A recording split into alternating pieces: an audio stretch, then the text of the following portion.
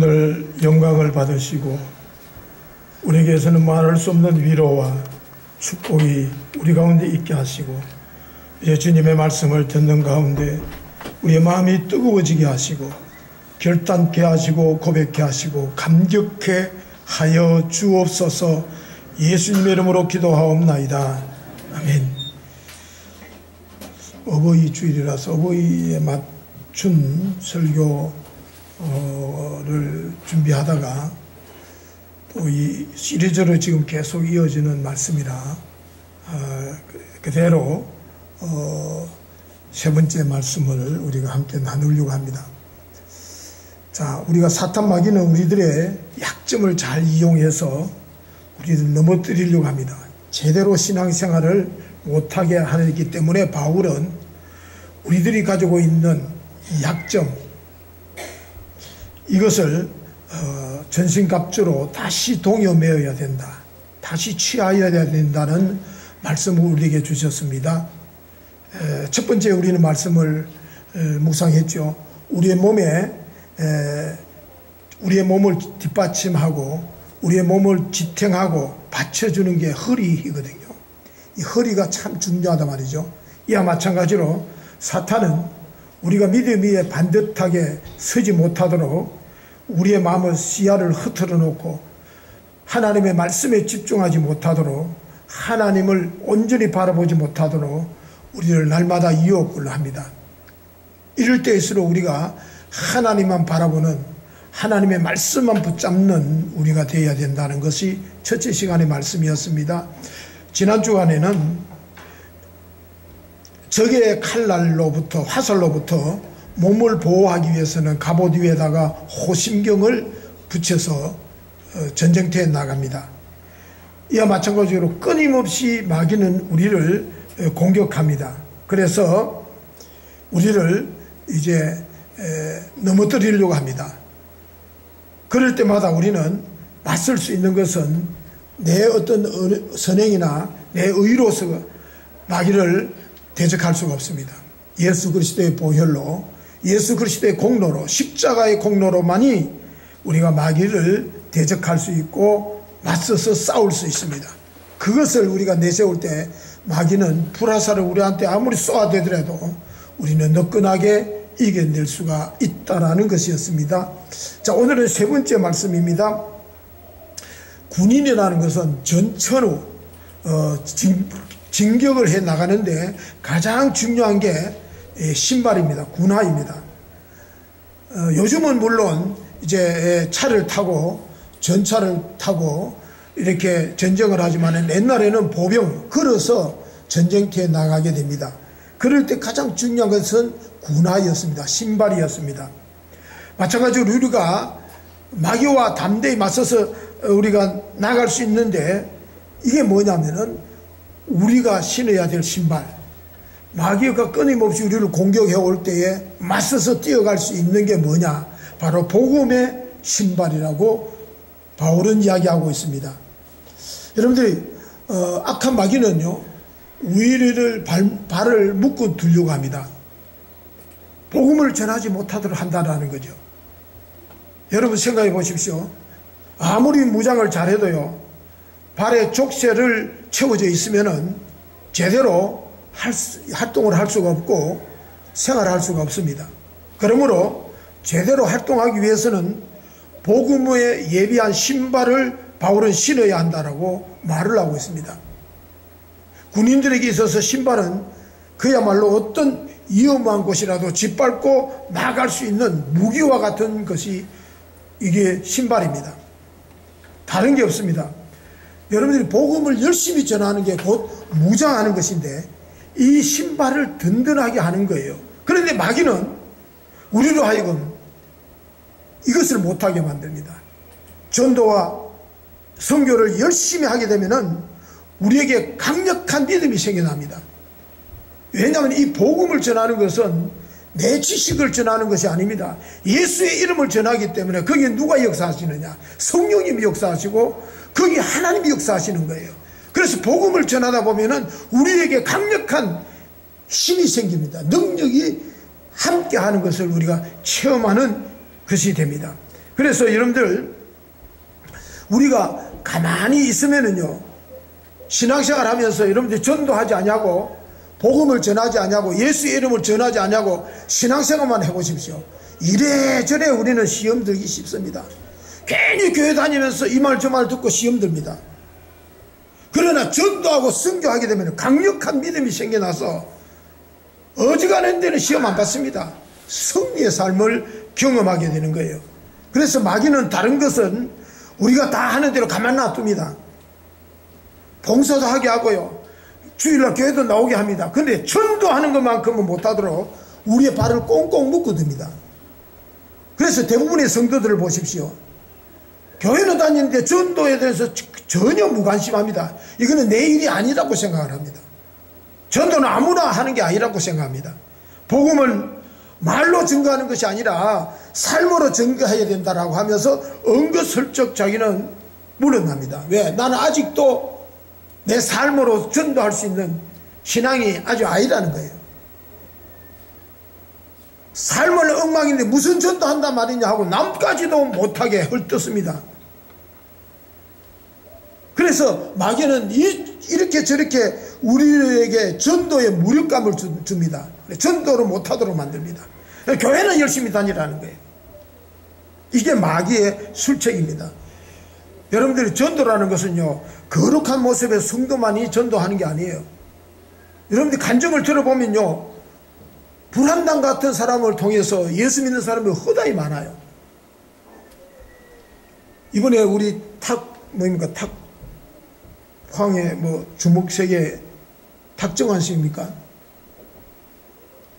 탁정택? 예. 이번에 결혼식 갔다 온 사람들이 깜짝 놀라요. 포항에 결혼식 하는데 그만큼 사람들이 몰리네요. 전부 다 떡떡했던 사람들이 다 모였는데 그분이 한마디 하면요, 교회 가자 하는 거하고 우리가 교회 가자 하는 거하고 차원이 달라요. 그렇기 때문에 여러분, 전도라는 것은요, 어떤 거룩한 사람만이 하는 거 아니에요. 아이고, 사는 게 저 꼬라지가 저래가지고 뭐 하나 하는 사람, 그 사람을 통해서도 예수님을 믿는 일이 일어난다니까요. 그게 전도의 능력이에요. 그래서 마귀는 우리들을 전도 못하도록, 복음의 신발을 신지 못하도록 역사하는 거예요. 그래서 바울이 우리에게 복음의 신발을 신으라는 거예요. 여러분들이 예수님 믿는 사람들을 보면요, 빚받으러 교회 왔다가 그 예수쟁이 만나러 왔다가 지가 예수 믿는 경우가 있어요. 간증을 들어보니까. 그런데 어떤 사람은 전도는, 자기를 전도하는 사람은 교회 안 다니고 자기가 교회 남아가 신앙생활 하는 사람들도 흔히 봅니다. 그렇기 때문에요, 이 전도라는 것은 어떻게 하나님 역사하는지 몰라요. 여러분들 모태신앙을 제외하면 대부분의 사람들이 누군가가 전도했기 때문에 예수를 믿게 되는 거예요. 그래도 그 사람이 그렇게 훌륭하고 존경받을 만한 사람이 아니에요. 어떻게 보면은 참 예수 처음 믿는 거 보면은 어떤 분은 그래 총동원 주일에 밥솥을 준다 하니까 어디로 왔다가 예수 믿는 사람도 있고요. 그냥 마저 못해서 친구 체면 차려준다고 교회 왔다가 예수 믿는 사람도 있다는 거예요. 별의별 사람들이 예수 믿는 동기를 보면요, 다양합니다. 그래서 때를 얻든지 못 얻든지 복음을 전하라는 거예요. 여러분들이 사도행전에 보면은 예수님의 제자들이 예배 드릴 때에 핍박이 전혀 없었습니다. 구제할 때도 핍박이 없었습니다. 오히려 칭찬 듣고 오히려 많은 사람들이 박수를 받습니다. 그런데 예수님의 제자들이 언제 핍박을 받습니까? 예수의 이름을 증거할 때 핍박을 받습니다. 다시는 예수 이름을 전하지 말라고 협박을 받습니다. 그럴 때 제자들이 뭐라고 이야기합니까? 아니, 우리가 보고 들은 바를 말하지 않을 수 없다라고 강하게 담대합니다. 증거합니다. 그러다가 옥에 갇혀가고 잡혀갑니다. 돌에 맞아 죽기도 합니다. 여러분들, 제자들이 복음을 전하니까요, 핍박을 받고요, 잡혀갔습니다. 왠 줄 아닙니까? 마귀는요, 우리가 복음 전하지 못하도록, 왜냐하면 지 자식을 빼앗아서 천국 백성을 만드니까 마귀는 가만히 있지 않는다는 거예요. 그러므로 우리는 외쳐야 되고 전해야 되는 게 우리의 사명인 거예요. 여러분들 복음을 전하면 우리들에게요, 새로운 능력과 힘을 얻게 됩니다. 여러분들이 뭐 어떤 능력을 체험하고 싶습니까? 여러분들이 40일 금식기도 하고 뭐 철야기도 해가지고 등짝이 뜨겁다 아니, 복음을 전하다 보면요 하나님의 능력을 직접 체험하게 돼 있어요. 간증하게 돼 있다니까요. 그러니까 복음이라는 건요 머무르면 힘이 없어요. 움직일 때 복음은 능력이 나타나는 거예요. 무엇보다도 전도라는 것은 테크닉과 훈련이 아닙니다. 어떤 사람은 나는 기술 전도하는 기술도 없고 나는 훈련을 안 받았다. 절대 그런 소리 아닙니다. 여러분들 복음을 전하고자 하는 강한 열망만 있으면 되는 거예요. 상대의 그 죽어가는 영혼을 향하여 눈물을 흘릴 줄 아는 열정, 그것이 있으면 되는 거예요. 그렇기 때문에 여러분들 우리가 복음을 전할 때에 능력이 있다는 것 다시 한번 기억하시기를 바랍니다. 두 번째입니다. 두 번째는요, 문제는 자, 복음을 전하고 싶은데 안 됩니다. 왜 그럴까요? 하나님과의 만남이 문제입니다. 오늘날 교회의 근본적인 문제는요, 하나님과의 만남이 없다라는 거예요. 하나님과의 만남이 회복되어져야 되는데 한국 교회가 위기가 어디 있느냐? 하나님의 냄새가 없어요. 하나님과의 교제의 흔적이 없어요.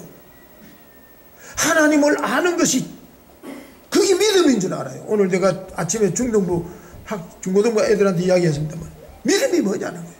하나님을 아는 것을 믿음이라고 생각합니다. 아닙니다. 하나님을 만난 체험도 없고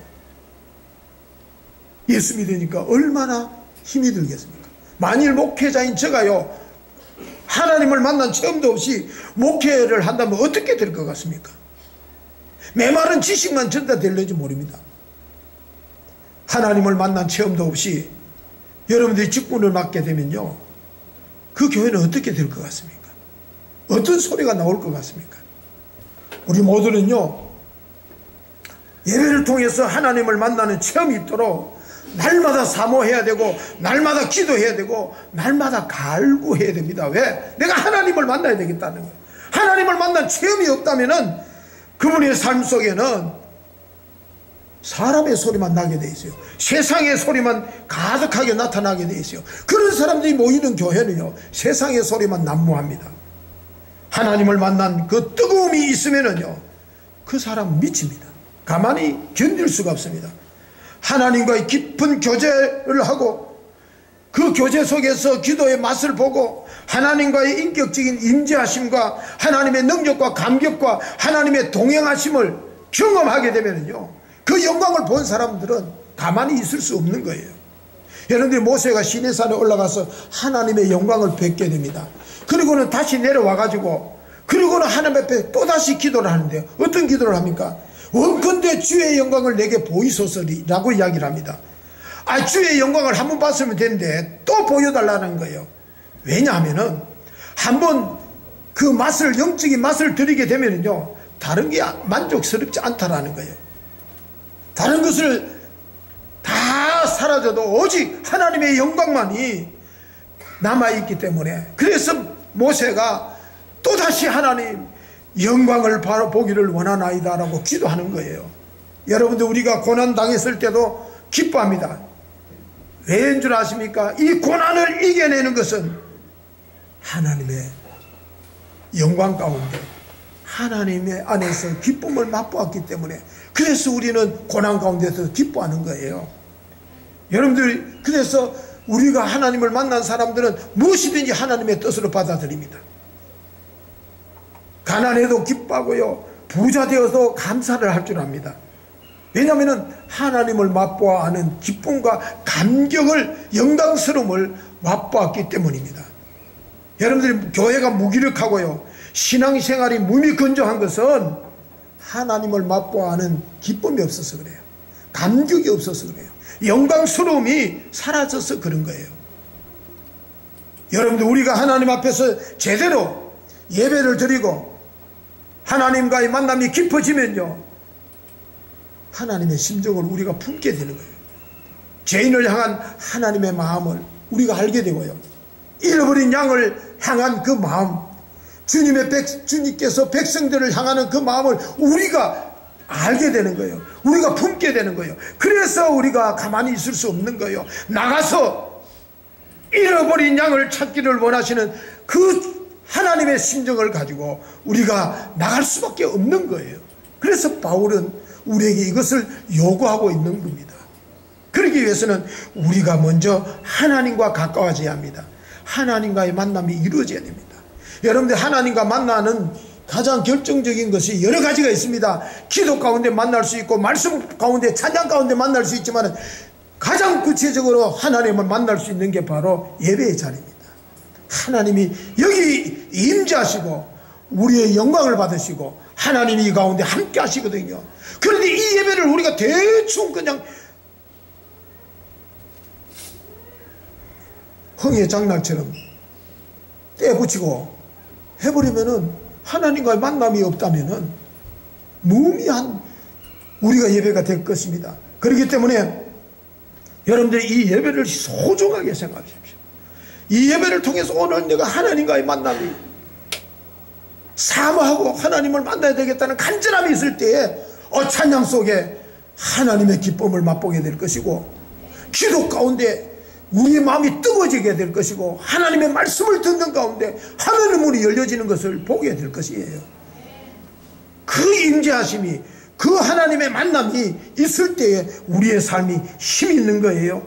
전도하지 말라 해도 전도하는 거예요. 맛을 봤기 때문입니다. 하나님을 만난 사람들은 그 사랑으로 전도하게 되는 거예요. 그러므로 우리가 예배의 생명을 걸어야 됩니다. 예배가 하나님을 만나는 체험의 현장인 거예요. 이 하나님을 만나고 정말로 이 하나님을 만나는 이 예배마저 우리가 소홀히 해서는 하나님의 능력을 맛볼 길이 없습니다. 하나님을 만나지 않으면요, 목사 노릇하기가, 성도 노릇하기가 얼마나 힘든지 몰라요. 그래서 저도 어떨 때는 때로는 제자리에 와서 엎드릴 때가 많아요.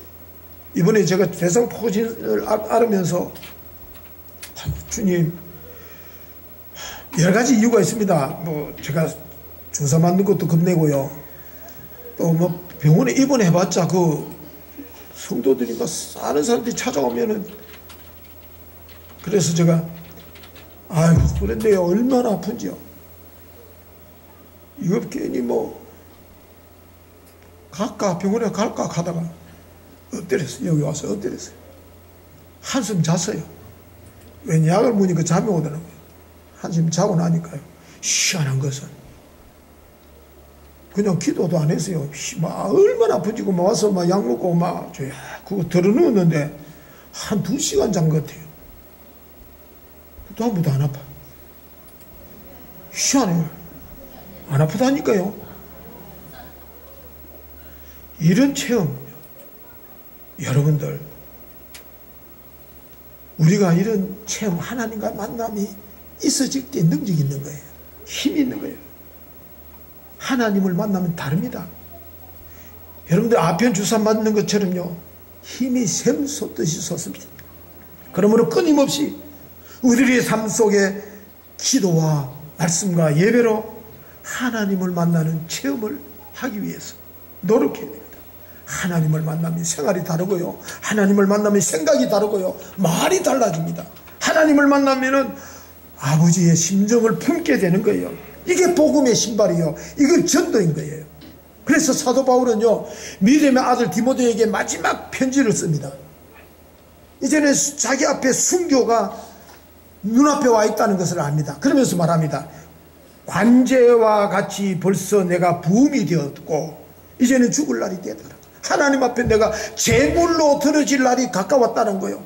이제 나의 떠날 기약이 가까웠도다. 내가 선한 싸움을 싸우고 나의 달려갈 길을 마치고 믿음을 지켰으니 이제후로는 나를 위하여 의의 면류관 이 예비되었으므로 주 곧 의로우신 재판장이 그날에 내게 주실 것이라. 내게만 아니라 주의 나타나심을 사모하는 자이니라. 여러분들이 사도 바울은 죽기 전에요, 자기 자신이 관제와 같이 하나님 앞에 순교의 제물로 드려질 것을 원했습니다. 마지막까지 내가 가지고 있는 학식, 내가 가지고 있는 경험, 내가 가지고 있는 모든 것을 주님의 제단에 제물로 쏟아붓기를 그는 원하고 있습니다. 여러분들, 우리에게도 예수 믿을 바에야 이 같은 열정이 좀 있었으면 좋겠어요. 이 같은 마음이 있었으면 좋겠어요. 녹이 썰어서 없어지지 말고 달아서 없어지는, 드리고도 난 다음에 주님, 이전에 내가 다 드리고 드릴 것이 없습니다라고 고백할 수 있도록 우리의 삶을 쏟아내고 쏟아붓는 열정이 좀 있어야 안 되겠습니까? 저는 여러분들, 우리 가운데요, 돈 벌어서 부자 되기보다도 열심히 구제하고 남성인에 힘쓰는 아름다운 부자가 좀 많이 나왔으면 좋겠어요. 자신 때문에 다른 사람들이 세워지고 그 세워지는 모습을 바라보고 기뻐하는 사람들이 우리 가운데 많았으면 참 좋겠어요. 이 같은 사람들은요, 더 드릴 것이 없을 때까지 우리 주님을 위해서 살고 마음을 다 하고 뜻과 정성을 다해서 살아가는 사람들일 겁니다. 드릴 게 남아있는 것을 오히려 수치로 여기는 때 이 같은 감격이 있고 이 같은 기쁨이 있을 거예요. 그래서 우리 모두 하나님과의 인격적인 만남이 꼭 이루어져서 이 같은 은혜로 살고 이 같은 은혜를 나누는 풍성한 삶, 이게 전도자의 삶입니다. 이게 우리가 신어야 될 신발인 거예요. 마지막으로 세 번째입니다. 영혼을 구원하려면요, 반드시 기다릴 줄 알아야 됩니다. 기다려야 영혼을 구원할 수 있습니다. 여러분들, 한 사람의 영혼을 구원하기 위해서는요, 하나님의 마음을 품어야 됩니다. 하나님의 마음이 어떤 마음입니까? 기다리는 마음이에요. 하나님께서 우리를 기다려 주시 아니하셨다면 우리는 어떻게 됐을 것 같아요? 하나님은 먼저 약속을 해 주십니다. 그리고 오랜 기다림 과정 속에서 은혜를 주시고 축복을 주시고 약속을 이루어 주시는 분입니다. 왠 줄 아십니까? 하나님의 은혜가 머리에 머물러 있지 않고 가슴에 머물러 내려올 수 있을 때까지 기다리는 거예요. 그래야 체험 있는 신앙, 영적 깊이 있는 신앙인이 되기 때문입니다. 그래서 우리에게는 항상 기다림이 필요한 거예요. 그런 말이 있더라고요. 명분 집안의 특징과 콩가루 집안의 특징이 있대요. 명문 집안의 특징은요, 자녀들에게 기다릴 줄 아는 훈련을 시킨대요. 그런데 콩가루 집안에는요, 자녀들이 요구하는 것이 말이 떨어지자마자 막 들어준다는 거예요. 그 결과는요, 그래서 기다릴 줄 몰라가지고 사고치고요. 여러분들, 우리의 영성이 메마르고 가슴이, 우리의 마음이 굳어지는 것은 기다릴 줄 몰라서 그래요. 기다릴 줄 몰라서요. 여러분들, 우리가 사는 세상은 어떤 세상입니까? 우리가 무엇이든지 신청하면은요, 1분 만에 나와야 적성이 풀리는 패스트푸드 시대에 살고 있습니다. 기다릴 줄 몰라요. 여러분들, 기다릴 줄 모르는 신앙인은요, 하나님께서 물 붓듯이 은혜를 부어줘도요, 땅에 표면만 확 적시다가 금세 다시 먼지를 폴폴 날리는 그런 깊이가 없는 신앙인이 되고 맙니다. 그렇기 때문에 우리가 기다릴 줄 알아요. 누가복음 15장에 탕자의 아버지를 보십시오. 아들이 돌아올 때까지 오랫동안 그 아들을 기다리지 않습니까? 교회가 영혼을 살리지 못하는 것은 기다리는 아버지와 같은 영성의 사람이 부족해서 그래요. 여러분들, 시험과 훈련 중에서 어느 것이 쉬울 것 같아요? 시험이 쉬울 것 같아요? 훈련이 쉬울 것 같아요? 시험이 쉽습니다. 여러분들, 저도 학교에 있어 보니까 시험 문제 내는 데는요, 하루만 하면 돼요. 시험 치는 데는 1시간 하면 되고요, 채점하는 데는 10분만 하면 다 됩니다. 그래서 성적순이 나와요. 점수가 나온다니까요. 그런데 훈련은 그렇지 않아요. 50명의 학생들을 다 합격시키고 동일한 수준에 이르기까지 또 하고 또 뛰고 또 하고 또 뛰고 하는 게 훈련이에요. 그렇다면 여러분들이, 교회는 시험 보는 곳일까요? 훈련하는 곳일까요? 교회는 훈련하는 곳이에요. 그런데 많은 사람들이 교회를 시험하는 것으로 착각을 합니다. 그래서 밤낮 판단을 합니다. 예수 믿는 게 아직도 저 꼴이야? 저기 집사라고 늘 그렇게 평가를 하고요, 점수를 매깁니다. 그것은 교회가 아닙니다. 부족한 사람, 연약한 사람 오더라도 그들이 제대로 설 때까지 참고 기다려주고 격려하고 중보해주고 기도해주는 것이 교회인 줄로 믿습니다. 그 교회의 성숙도는 이 같은 기다림 속에 있는 거예요. 기다리는 것만큼 영혼을 건져낼 수 있는 거예요. 여러분들의 신앙이라는 게 특별한 게 아닙니다. 하나님을 만난 사람은 하나님의 심정을 품습니다. 그래서 기다릴 줄 아는 것, 이게 신앙이에요. 저는 저희 교회가 예전에는요, 기다림이 좀 부족해가지고 참 정죄하는 소리, 평가하는 소리가 쉽게 들을 수가 있었습니다. 근데 이제는요, 그럴 말을 잘 들리지가 않아요. 얼마나 좋은지. 조금 더 두고 봐 하는 영감 같은 소리가 있어요. 여러분, 이것만 봐도 우리 교회가 지금 성숙해져 가고 있는 거예요. 하나님의 마음을 품고 있는 거예요. 그러므로 우리가 기다릴 줄 알자. 목사님이 도대체 우리를 어디를 끌고 가는지, 방목을 하는지 알 길이 없다는데, 방목하는 게 아니에요. 기다리는 거예요. 기다리는 거예요. 이제 말씀을 정리합니다. 모든 성도들은 평안의 복음에 예배한 신발을 신어야 된다고 말합니다. 복음을 증거하는 정인의 삶을 살아야 된다라는 거예요. 그 출발점은 하나님을 만나는 체험, 하나님의 심정을 깨닫는 체험에서부터 시작된다는 것. 하나님의 심정이 불타오르면은 전도 안 할 수가 없어요. 우리는 하나님과 우리 사이에 만남이 없어서 하나님을 알지 못하고 헤매고 있는 사람들, 함께 주스려서 하나님을 알되 깊이 알고 하나님을 알되 넓게 알 수 있는 때까지 이르도록 함께 끌어주고 기도해주고 중보해줘서 함께 나갈 수 있는 교회가 될 수 있기를 바랍니다. 그래서 이번 우리가 초곡지구, 여러분들 우리 초곡지구 이거 정말로 절대절명의 기회이지 않습니까? 이 기회를 우리가 놓쳐버리면은 안 됩니다. 하나님께서 이때를 위해서 우리 교회를 하나님께서 16년 전에 이곳에 세우신 줄로 믿습니다. 그렇기 때문에 우리가 모두가 복음의 신발을 단단히 메고 신고 초곡지구를 품고 누빌 때에 하나님께서 빈자리를 채워주시는 능력의 역사가 보게 하게 될 줄로 믿습니다.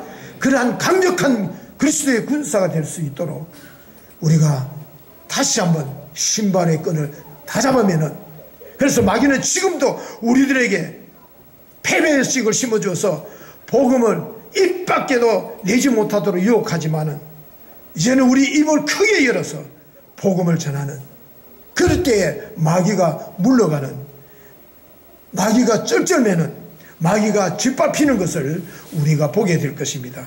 이제 우리 모두 십자가 복음의 정병들이 되어서 앞으로 나아가는 이 시대의 하나님의 복음의 전사들이 되시기를 주님의 이름으로 축원합니다. 기도하시겠습니다. 참 좋으신 하나님, 우리에게 복음의 신발을 신으라고 우리에게 가르침을 주신 말씀, 내 가진 게 뭐 복음의 신발, 내 가진 게 뭘 복음을 전한다라고 우리를 나약하게, 우리를 유혹하는 그 유혹을 이제는 뿌리치고, 입술이 둔하지만은 믿음이 약한 우리들이지만은 복음을 담고 나갈 때에 강하고 담대한 그리스도의 군사가 되게 하는 하나님의 능력을 맛보게 될 줄로 믿습니다. 우리의 입술을 통해서, 우리의 발걸음을 통해서 이 빈자리를 채우는 기적의 현장을 보게 할 줄로 믿습니다. 이 믿음으로 우리 모두가 이제는 저 초곡지구를 누비면서 짓밟으면서 하나님의 예비되어 주고 준비된 영혼들을 구원해내는 그리스도의 군사들 삼아 주시옵소서. 예수님의 이름으로 기도하옵나이다. 아멘.